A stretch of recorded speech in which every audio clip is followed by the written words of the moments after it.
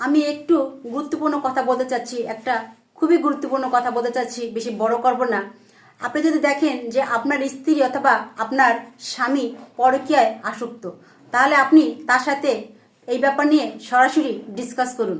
তাকে জিজ্ঞেস করুন সে কেন পরকীয়া করছে, কেন সে পরকীয়ায় আশ্বাস্ত। আপনি তাকে বোঝানোর চেষ্টা করেন, তাকে ভালো পথে ফিরে আনার চেষ্টা করেন, কারণ তাকে আপনার ভালো পথে ফিরে আনা আপনার দায়িত্ব এবং কর্তব্য। এরপর যদি দেখেন যে না, আপনার হাজারো চেষ্টায় আপনি ব্যর্থ হচ্ছেন, আপনার কোনো চেষ্টাই কাজে লাগতেছে না, তাহলে অবশ্যই আপনি তার গার্জিয়ানকে এই ব্যাপারে কনফার্ম করেন, তার গার্জিয়ানকে জানান।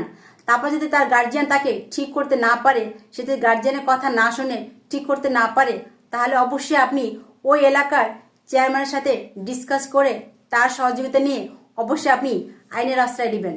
আইনের আশ্রয় আমাদের এবং আপনার সবার নাগরিক অধিকার।